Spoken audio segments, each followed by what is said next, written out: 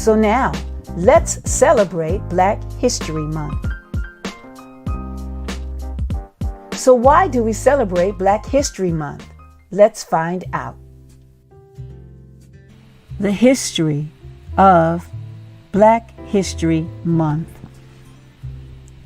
Black History Month is an annual observance originating in the United States dedicated to promoting achievements by Black Americans and other people of African descent. It has received official recognition from other world governments, including Canada, Ireland, the Netherlands, and the United Kingdom. The origins of Black History Month date back to 1915, half a century after the 13th Amendment abolished slavery in the United States.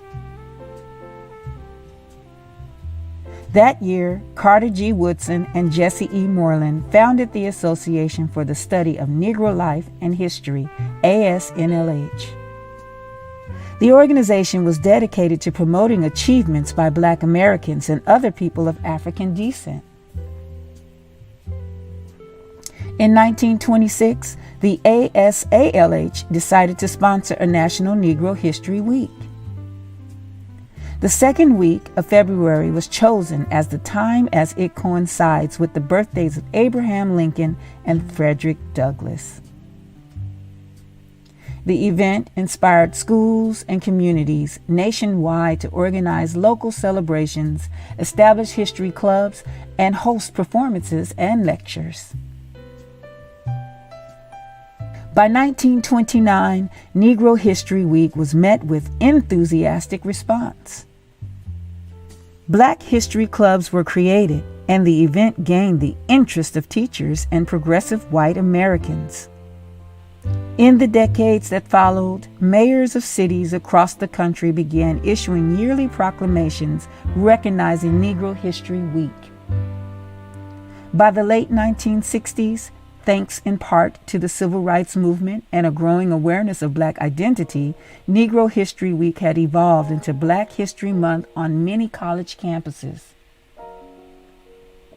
In 1976, President Gerald Ford officially recognized Black History Month.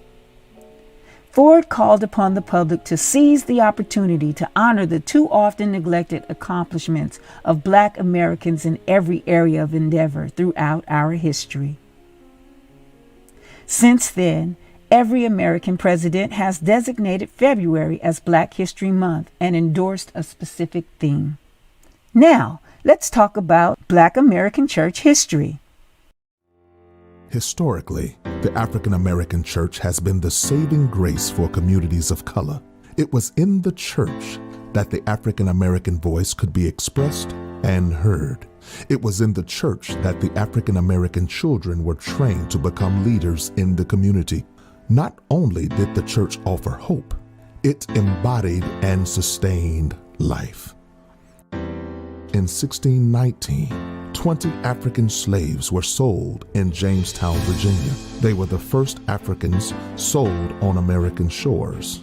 While in West Africa, these slaves had been taught religion by the Portuguese and baptized into the Catholic faith. In Virginia, some white owners allowed their slaves to attend white churches, but they sat in the back or in the balcony only to hear sermons stressing obedience, respect, and duty, such as, "Slaves, obey your masters." Over time, white masters allowed Black enslaved ministers to begin preaching to other slaves. And although the slave Bible was given to them, in time the authentic Bible containing both the Old and New Testaments made its way into their hands. Slaves then began gathering in woods, ravines, thickets, even swamps for heartfelt worship and real Bible teachings, which stressed deliverance and salvation. By the 1780s, in the South, a handful of Black churches had formed, but in the North, the Free African Society of Philadelphia was established. From it, grew two dominant congregations, the Bethel Church, the mother church of the African Methodist Episcopal denomination, and St. Thomas Episcopal Church.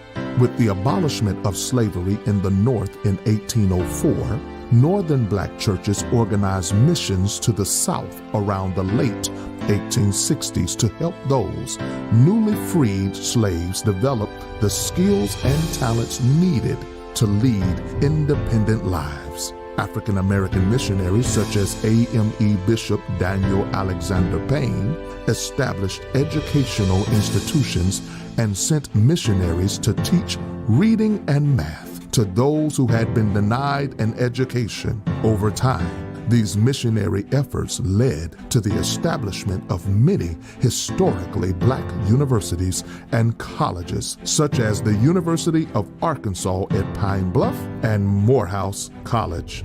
In the years leading up to the Civil War, the black church's momentum was felt as its political and prophetic voice against segregation took center stage. In Alabama, the Southern Christian Leadership Conference, known as the SCLC, was established by Dr. Martin Luther King Jr., Ralph Abernathy, Andrew Young, and other black ministers. The SCLC's peaceful demonstrations focused on anti-segregation efforts in cities across the South. Historically, the African American church has been the voice of inclusion and equality.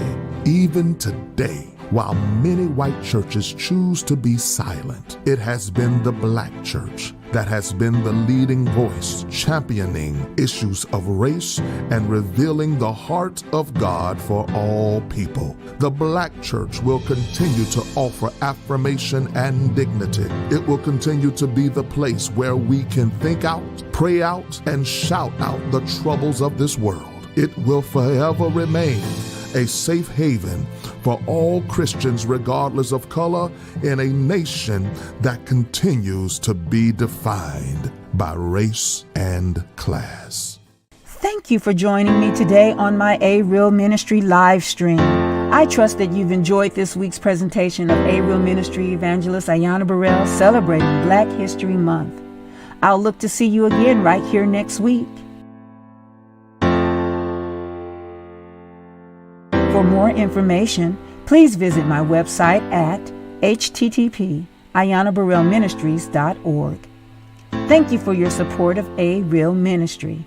If you'd like to support, you can send a cash app to A Real Ministry 1, paypal.me, Ayanna Bereal, or you can even Zelle me at 918-330-9181.